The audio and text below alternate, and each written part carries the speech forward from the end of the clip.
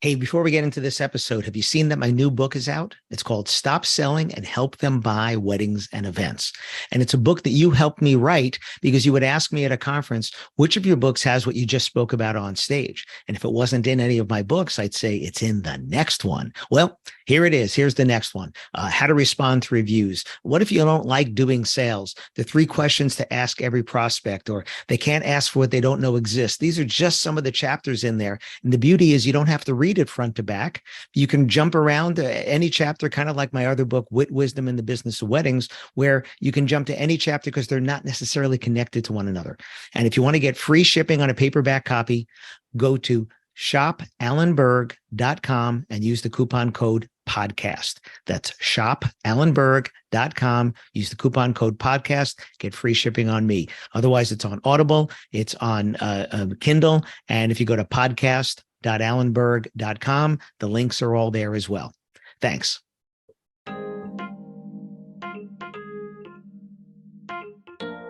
How do you handle the quiet customers? Listen to this episode and find out. Welcome to another episode of the Wedding Business Solutions Podcast. I'm your host, Allen Berg. I'm a speaker, author, sales trainer, website reviewer, and I help businesses like yours sell more, profit more, and have more fun doing it. Enjoy this episode. Hi, it's Allen Berg. Welcome back to another episode of the Wedding Business Solutions Podcast. Here's another listener suggestion, this time from my friend Brian in Florida, who runs a venue down there. And there was an event recently that he was also at. I've known him for a number of years. And he came up to me and he had this situation where a couple came in. It was for a wedding. A couple came to his venue. And no matter what he was asking, he just wasn't getting answers from them. They just weren't receptive to the questions. The things that were working with other people just didn't seem to be working with them, trying to get them to talk about, how they met or how they got engaged or whatever, which usually gets other people engaged in the conversation, gets them more animated because they want to talk about that. Just wasn't working with this couple. So what I told him is, the first thing is we can't put everybody into buckets. A phrase that I've used before, I've written about it in books, including my new book, Stop Selling and Help Them Buy Weddings and Events, is that, almost everything works some of the time. Nothing works all the time. So that go-to question, that go-to phrase that works with everybody else isn't working with these people. That isn't a sign that it's a bad question. That could just be who these particular people are. Now, some people will have a good poker face. They don't want to show their emotions. They don't want to show their tells in poker speak there, so that you don't know how excited they are, because then they might feel that you'll take advantage of that. I remember when my in-laws were looking for their last car. And I told them I'll go with them to help them get a good deal, because those of you that have read some of my background know that I sold cars for 6 years, Chrysler cars. I was one of the top 50 Chrysler salesmen in the country. So I know a little bit about buying and selling cars.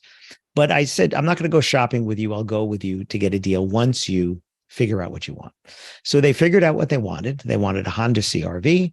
They wanted a sunroof, which meant they had to get an EX. They didn't want leather. So really it came down to color. That was really the only thing. So they wanted to go to the dealer that was closest to them because that's where they're going to want to service it. And I said, great, I'll go with you there. We met the salesperson who was trying to play that they were more naive than they were about the business, that they were newer or whatever, but I was seeing right through the act that they were putting on. And they brought the car around. We went out to the car, and my mother-in-law and father-in-law were like, oh, this is perfect. This is exactly what we're looking for. I was like, shut up. And they're like, no, this is exactly what I want. I said, shut up. You're taking away my leverage. Right? You're taking away my leverage by telling them this is exactly what you want and you love this. They're not leaving any room for ambiguity there for the salesperson that you're wanting to buy this particular car. So I told them to go away and let me make the deal there, which I did. So let's think about this. If the people are just not being receptive to your questions, you want to maybe be a little bit more direct with them and say, well, it sounds like either you're not sure what you're looking for yet, or you're not liking what I'm showing you. Which of those is it? And maybe get them to be a little bit more honest with you about which one it is. And if they're not really sure what they want, say, well, I'd like to help you with this. Did you have any particular questions before you came, or did you write down any questions that we didn't get to? Right? ask them something like that. You don't want to ask yes or no questions because they're not going to really give you an answer. You want to ask more open-ended questions and say, have you looked online or been to any weddings recently, or maybe within the last year? There's a yes or no question. It doesn't matter the answer. Chances are you know the answer because they've probably looked online at either Instagram or Pinterest or Facebook or TikTok or whatever, right? And they probably have been to a wedding within the last year because, people that are getting married tend to be in groups or age groups of other people that might be getting married, friends, relatives, coworkers, et cetera. So chances are you'll get a yes to that. But if the answer is no, I say, well, then you probably don't have a lot of good things to go by. Would it be helpful if we looked at some photos together to get an idea for what you do and don't want? Right? There's a yes or no question, but probably leading the witness. Would it be helpful? The answer is yes, of course it would be helpful, right? Because what you want to try to find out if they say they have looked online or have been to other weddings is, what have you seen at other weddings, or what have you seen online that you definitely want? You want this for your wedding. The more important question is, what have you seen or experienced that you definitely don't want? Because those are the things you want to find out not to talk about. You don't want to start telling about this thing that you think is wonderful and other people love, and this particular couple or customer just doesn't want it, hates it altogether. It kind of like with music, right? Some weddings you go to and there'll be lots of line dances and packed dance floors, and some the couple has said no line dances, that's it. Okay. Doesn't mean we can't have a good time. It just means it's going to be different. So what have you seen that you definitely want? What have you seen that you don't want? And if they're not being very open about that, then you might suggest some things like, let's narrow this down, and then take your particular service and think about it. So if you're a photographer, are you going to have a lot of family at your wedding? Yes. Were you wanting to have family photos or not have any posed photos like that? And they might say, because I've heard this from photographers all the time. Everybody says they want candid images, but then could you please take a picture of me and my family, which is not a candid image. That's a posed image, right? Even if you're doing something a little different, a little fun, it's still a posed image. So people aren't really sure to use the language the right way. They're not necessarily going to do it. But again, what do you want? What do you not want? And you might have to then suggest some things and start building this for them because they don't know how to articulate, or they just want to keep their cards close to the vest and not give away too much because they don't want you to take advantage. And this is just some people that are just more skeptical.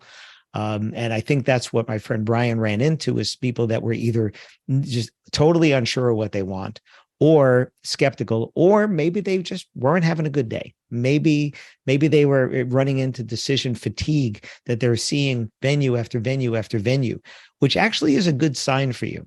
Because if somebody has been shopping around a lot and is just done shopping, they will buy from the next person who makes them feel valued and who asks for the sale. So that's called decision fatigue.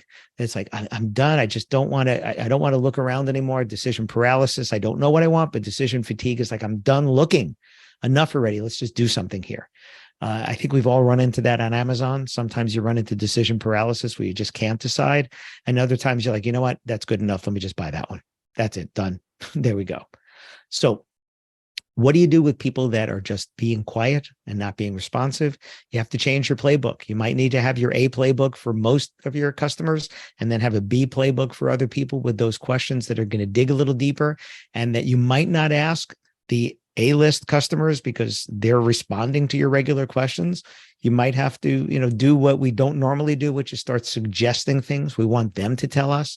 So it is still asking better questions. It's just coming up with questions you haven't used before, haven't thought of, and, just trying to get them to open up a little bit more.